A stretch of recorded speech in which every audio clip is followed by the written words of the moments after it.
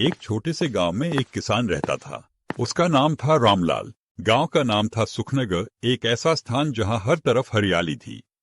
लेकिन रामलाल की जिंदगी में हरियाली कम और संघर्ष ज्यादा था। रामलाल एक ईमानदार और मेहनती किसान था। उसकी पत्नी गंगा और बेटा गोपाल उसके साथ रहते थे। एक छोटे से मिट्टी के घर में रहते थे। हर साल वो अपने खेत में अनाज बोता, पूरी मेहनत करता। लेकिन फसल कभी अच्छी नहीं होती। बिछड़े हुए बादल और सूखी धरती उसकी मेहनत पर पानी फेर देते। गांव के लोग भी अब कहने लगे थे कि शायद उसकी किस्मत में सुख लिखा ही नहीं है।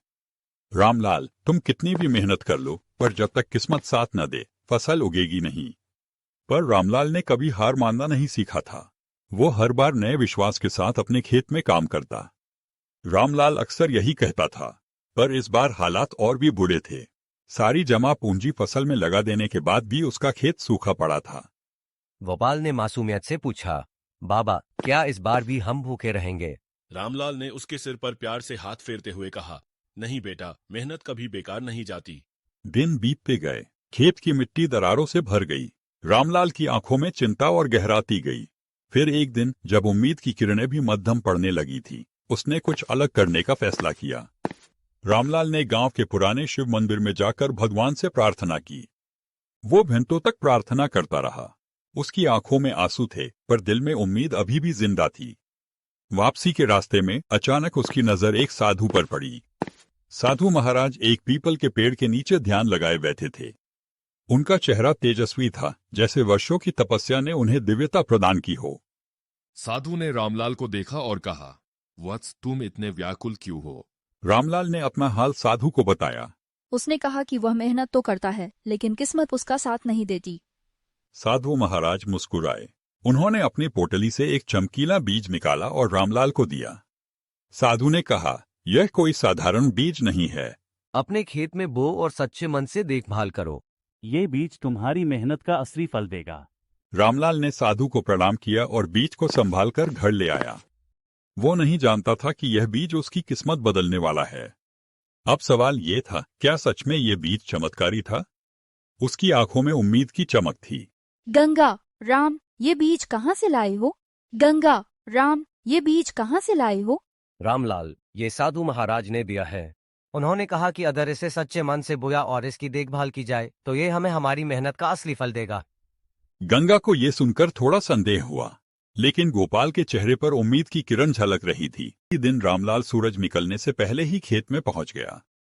उसने अपने खेत को अच्छे से जोता, मिट्टी को नरम किया और उस बीज को बीचों बीच बो दिया। हे भगवान, इस बीज में सच में कोई चमत्कार है तो मेरी मेहनत को सफल बनाना। रामलाल ने पूरे मन से बीज को पानी दिया और उसकी देखभाल करने लगा। गांव वाले उसकी इस कोशिश पर हंसते थे। गांव वाले, रामलाल, तुम फिर किसी साधु के बहकावे में आ गए हो। ऐसा कभी नहीं होगा कि एक बीज सोने में बदल जाए। लेकिन रामलाल ने किसी की बातों पर ध्यान नहीं दिया। उसके मन में विश्वास था।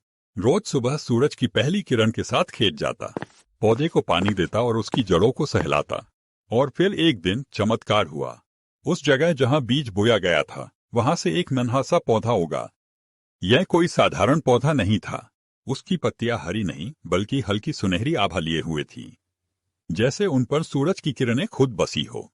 गोपाल, बाबा, देखो, ये कितना चमक रहा है। रामलाल की आंखों में आंसू आ गए। उसकी मेहनत का पहला फल सामने था। रामलाल, ये पौधा हमारी मेहनत और विश्वास का परिणाम है। अब हमें इसकी और भी ज्यादा देखभाल करनी होगी। गांव में यह खबर आग की तरह फैल गई। लोग दूर दूर से इस अनोखे पौधे को देखने के लिए आने लगे। कुछ लोग अभी भी विश्वास नहीं कर पा रहे थे, तो कुछ इसे चमत्कार मानने लगे। गांव वाले, क्या सच में इस पौधे पर सोना लगेगा? लेकिन रामलाल ने किसी को जवाब नहीं दिया। उसने बस अपने काम पर ध्यान दिया। उसकी सुबहें और शामें उसी पौधे के पास बीतती। वो उसे नमी देता, खरपतवार हटाता और हर पत्ती की सफाई करता। उत्सुकता भरी आवाज में फिर एक दिन, जब सूरज ढल रहा था और आकाश सुनहरे रंग में रंगा था, रामलाल ने देखा कि पौधे पर छोटे छोटे फूल खिलने लगे हैं। लेकिन ये कोई साधारण फूल नहीं थे, ये सोने जैसे चमकते थे। गांव के लोग भी दौड़े चले आए। सभी ने उस दृश्य को देखा और दंग रह गए।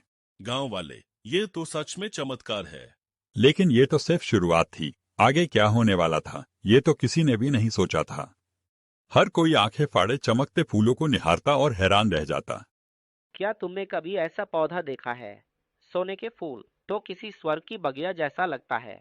रामलाल को अब हर दिन पौधे की देखभाल में ज्यादा समय देना पड़ता था। वो सुबह से शाम तक उस पौधे को पानी देता, उसकी पत्तियां साफ करता और उसके चारों ओर की मिट्टी को समतल रखता। गंगा, राम, ये फसल तो जैसे सच में सोना उगल रही है। रामलाल, हाँ गंगा, लेकिन मुझे लगता है कि अभी कुछ और चमत्कार बाकी हैं। हमें धैर्य रखना होगा। दिन बीतते गए और पौधा बढ़ता गया। उसकी शाखाएं अब और भी मजबूत हो चुकी थीं। और फिर एक दिन उन सुनहरे फूलों के बीच छोटे छोटे फल दिखने लगे। फल किसी आम फल की तरह नहीं थे। वे चमकते हुए मोतियों की तरह दिखते थे, जैसे सोने की बूंदें उन पर जमी हो। गोपाल बाबा, देखो, इन फलों पर तो सूरज की रोशनी पड़ते ही वे चमकने लगते हैं। रामलाल ने धीरे से एक फल को तोड़ा ही उसने उसे हाथ में लिया। उसकी हथेली पर हल्की सी सुनहरी चमक फैल गई। रामलाल और गंगा हैरान थे। गंगा, राम, ये तो सच में सोना जैसा दिखता है। रामलाल की आंखों में आंसू आ गए। उसकी मेहनत रंग लाई थी। वो साधु महाराज का आभार मानने लगा, जिन्होंने उसे ये चमत्कारी बीज दिया था। लेकिन जहां चमत्कार होता है, वहां ईर्ष्या और लालच भी जन्म लेते हैं। गांव के कुछ लोग अब रामलाल की खुशहाली देखकर जलने लगे थे। कुछ गांव वाले, रामलाल के पास अब तो सोने का खजाना है। रामलाल को इन बातों का अंदाजा नहीं था। वो अपनी फसल की रक्षा में लगा रहा। लेकिन एक रात जब चांदनी में पूरा खेत सुनहरी चमक बिखेर रहा था, कुछ लोग चोरी छिपे उसके खेत की ओर बढ़ने लगे। उनके मन में लालच का अंधकार था। चांदनी रात थी, आसमान में तारे टिमटिमा रहे थे, लेकिन रामलाल के खेत में एक अलग ही चमक थी। सोने जैसे फल और फूल पूरे खेत को जगमग कर रहे थे। पर इस सुंदरता के बीच कुछ आंखें लालच में चमक रही थी। गांव के कुछ स्वार्थी लोग जो रामलाल की सफलता से जल रहे थे, अब उसके खेत को लूटने की योजना बना चुके थे। पहला व्यक्ति, रामलाल के पास इतना सोना है और हम यहाँ 2 वक्त की रोटी के लिए तरस रहे हैं।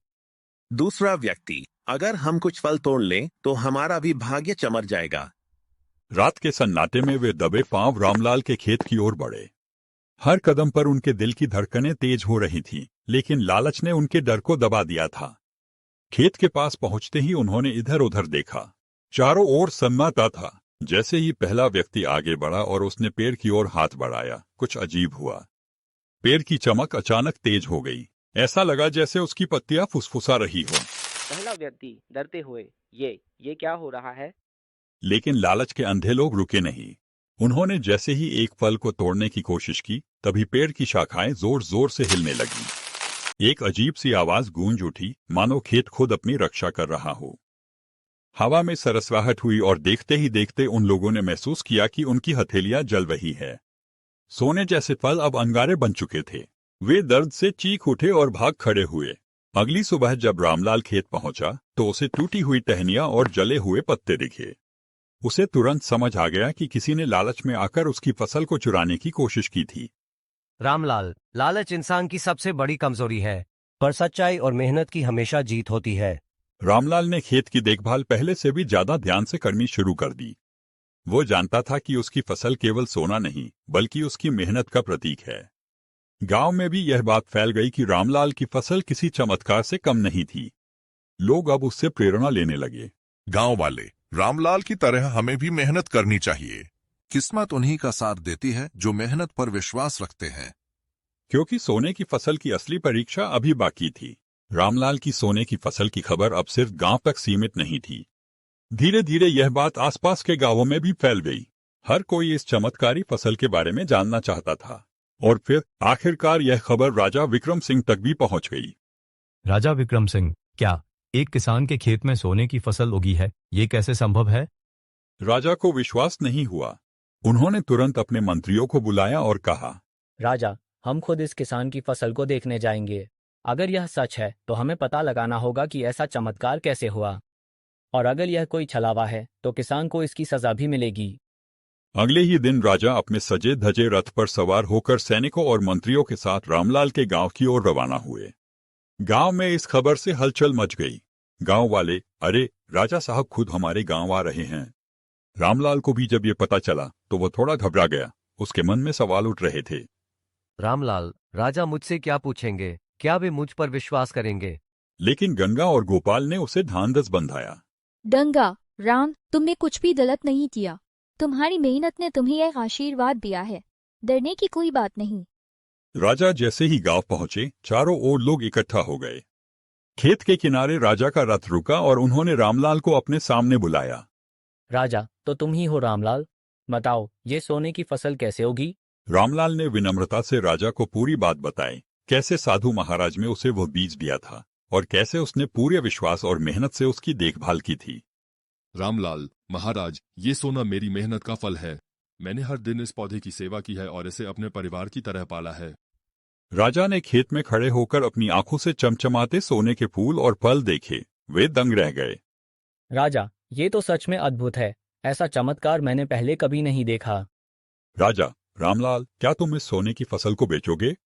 रामलाल ने मुस्कुराकर कहा, रामलाल, महाराज, ये सोना मेरे लालच का साधन नहीं है।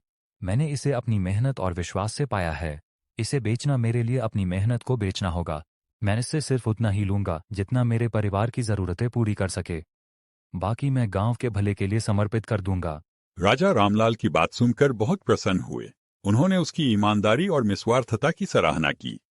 राजा, तुम्हारी सोच वाकई प्रशंसा के योग्य है। रामलाल, मैं तुम्हें इस अद्भुत फसल का संरक्षक घोषित करता हूँ। तुम्हारा खेत अब पूरे राज्य के लिए प्रेरणा का स्रोत बनेगा। गांव में खुशी की लहर दौड़ गई। लोग रामलाल की जय जयकार करने लगे।